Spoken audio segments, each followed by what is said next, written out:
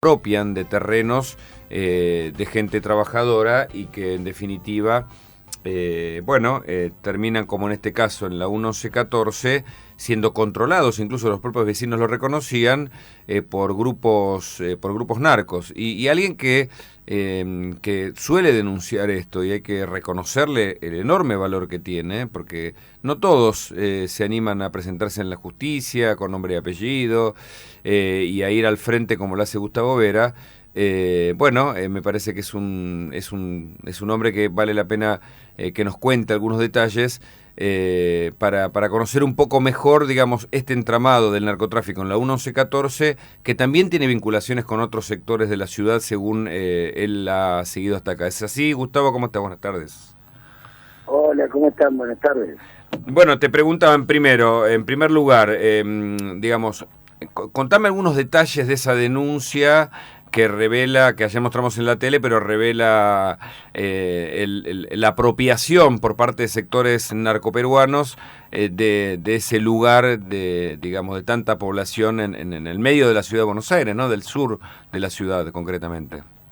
Bueno, esta denuncia en realidad no es una investigación de la Alameda, sino que es una investigación oficial que hizo el propio Ministerio de Seguridad entre principios del 2011 y mediados del 2013, mediados del 2012, mejor dicho, periodo en el cual el licenciado en Economía Jorge Rodríguez estuvo a cargo de un equipo junto con varios policías para investigar cómo había penetrado el narcotráfico, concretamente en la Villa 1114, y hubo 235 informes que fueron elevados a la ministra Linda Garré, y a su lugartenientes, Ricardo Dios, Gustavo Palmieri, Natalia Ferman, entre otros, en los que Cristina Camaño, en los cuales se iba informando con lujo de detalles el copamiento, concretamente, de las manzanas que van desde la 11 hasta la manzana 23, que prácticamente constituyen hoy un territorio liberado, dominado por el clan de Marcos Estrada González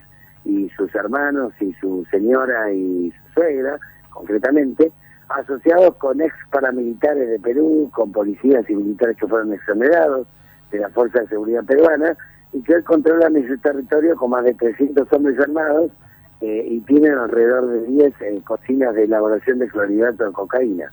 Es decir, traen la pasta base, concretamente desde Bolivia, desde Perú, a través de Tantagal, a través de Orán, y después el proceso de elaboración más industrial lo desarrollan dentro de ese territorio. En ese territorio se elaboran decenas de kilos de clorhidrato de cocaína por día. Hay un cordón de seguridad del Cinturón Sur que establece la Gendarmería, pero que no interviene, es más que tiene la orden de no intervenir. Vos podés, cualquier periodista puede ir y hablar, y de récord cualquier gendarme te va a reconocer que hay cuadras y manzanas en las cuales no pueden penetrar, porque hay una orden de arriba me refiero concretamente al poder político, de no intervenir, digamos, dentro de ese territorio. Así que estamos en presencia de un territorio liberado, digamos, que es uno de los más pesados en materia de elaboración de cocaína y en materia de violencia y digamos, enraizamiento de narcotraficantes, ¿no? Uh-huh. Hay dos cuestiones. Esto fue una denuncia, sí. Esto fue convertido en una denuncia. Todos estos informes fueron elevados al Juzgado Federal número 2 de Sebastián Ramos, están desde mediados del 2013, frente a los cuales Ramos no ha hecho absolutamente nada. También los informes están elevados al Procurar, están elevados a la Corte Suprema de Justicia, también en cartas han sido elevados a la Presidencia de la Nación. Y bueno, Jorge Rodríguez quedó totalmente hallado, las denuncias no tuvieron ningún tipo de avance, tuvo varias amenazas de muerte, y cuando peligraba su vida, en la época en que la Alameda denunciaba a mediados del 2014 temas del narcotráfico del barrio de al lado, del barrio Ilia, Jorge se acercó a nosotros, nos presentó los informes, los chequeamos junto con él, vimos que efectivamente eran correctos, y bueno, tratamos de reactivarlos judicialmente, tratamos de ver si por intermedio de algún otro juez que tuviera también causas similares en el 1114 se podía intervenir. Probamos con Servini de Cubría, que tenía una causa abierta en la manzana 6. Servini de Cubría al poco tiempo se desentendió de la causa quedó en una especie de limbo judicial y creo que ahora recayó en Rafecas. Y en este momento, digamos, todo el tema 1114 del narcotráfico está repartido en 3 juzgados. Por un lado el de Torres, que no va más allá del Paco, el de Sebastián Ramos, que es donde se presentaron todos los informes de Rodríguez, y el que tenía Servini de Curia, que ahora hace pocos días lo tiene Rafecas, y que comprende creo que la manzana que va de la 1 a la 7, pero que corresponde solamente al circuito de tránsito y no de producción. Uh-huh. Ahí hay 2 cuestiones que me gustaría charlar con vos. Por un lado, también hay que reconocer, digo, pensando en que el propio Roncaglia, a cargo de la policía que combate el narcotráfico en la Argentina, la Policía Federal, del gendarme que ayer aparecía en la nota, que entrevistaba y que fue uno de los que detuvo a Marco, y de la propia fiscal Camaño, que ellos han hecho un trabajo incluso para extraditarlo y detenerlo, con lo cual también hay que reconocer que desde el punto de vista del Ministerio de Seguridad y de las fuerzas de seguridad hubo un trabajo, o vos crees que no se ha hecho nada. ¿Cuál es tu mirada en eso? No, mira, el trabajo que han hecho es un trabajo cosmético ante el escándalo. O sea, ante el escándalo han hecho una acción espasmódica para tratar de hacer como si estuvieran combatiendo el narcotráfico. Marcos siempre tuvo el control del territorio, inclusive cuando estaba preso, y en uno de los allanamientos que se hizo en su propia celda, se encontraron 13 teléfonos celulares, de los cuales uno hasta era satelital. Pocas personas en Argentina tienen teléfonos de esa naturaleza. Después se le dio una especie de prisión domiciliaria, donde muy cómodamente desde un country el señor Marcos sigue dirigiendo todas las operaciones que tienen que ver, digamos, con el territorio liberado de las 15 manzanas a las que aludimos. Así que en ningún momento Marcos perdió el control de la situación, y más, incluso en el único mega allanamiento que hubo en la zona, que vos recordarás, fue en junio del 2007 y lo ordenó el juez Ballesteros. En aquel momento aquel allanamiento había sido recontra cantado, y le dieron tiempo de sobra a los narcos para esconder toda evidencia, que tenía que ver con armas, con drogas, con cocinas que son fácilmente trasladables porque son móviles. Así que en aquel momento, aquel mega operativo fracasó rotundamente. Creo que fue apresada en aquel momento Lili, que era la suegra de Marcos, y algunos lugartenientes más, pero concretamente el negocio siguió funcionando sin ningún tipo de obstáculo. Uh-huh.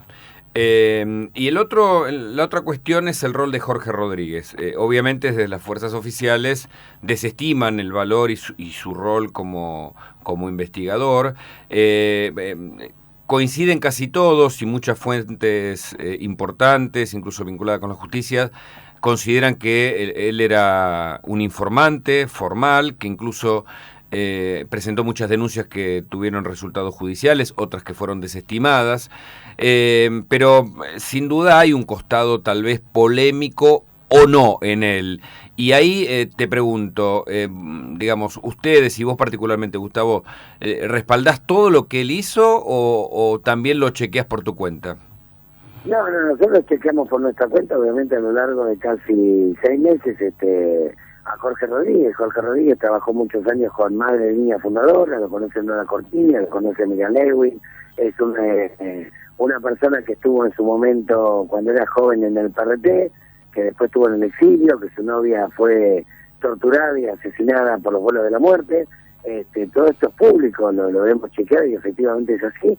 Y es una persona que se acercó al Ministerio de Garré a partir de una carta que le había enviado a la ministra, y la ministra después se entrevistó con él, con la ilusión, como la que teníamos muchos, de que efectivamente el cambio de Aníbal Fernández por Garré iba a significar por fin una depuración de las fuerzas corruptas y de alguna manera un combate frontal al crimen organizado. Esto lamentablemente no ocurrió. Jorge fue convocado porque Jorge tenía conocimiento, había estado en Perú durante muchos años en la época de Velasco Alvarado, conocía las organizaciones populares, inclusive había entrevistado a Bismarck Guzmán antes de que se convirtiera en el líder de la organización terrorista Sendero Luminoso. Por lo tanto era uno de los que más conocía sobre la situación peruana y los que mejor podía investigar sobre la cuestión de la 1114, y así efectivamente es como lo hizo, con absoluta responsabilidad, enviando todos los informes detalladamente, con más de 17 viajes que hizo a Perú, que fueron financiados, digamos, por el propio Ministerio de Seguridad, y la propia ministra Garré, inclusive en un reportaje que se hizo recientemente, reconoce que muchos de los informes de Rodríguez fueron judicializados. Uh-huh. Lo irónico de todo esto es que, más allá de la polémica de cocina sí, cocina no, todo el mundo reconoce que el territorio liberado está, que la gente armada está, que la conducción de Marcos existe, y sin embargo nadie hace nada. O sea, aún en la hipótesis leve, digamos, liviana, que plantea el gobierno, de que no hay cocinas, pero sí hay un intenso tráfico, un territorio liberado y un grupo residual de Sendero Luminoso dirigiendo, aún así estaríamos hablando de un hecho de una gravedad inaudita frente a la cual todavía sigue sin hacer absolutamente nada.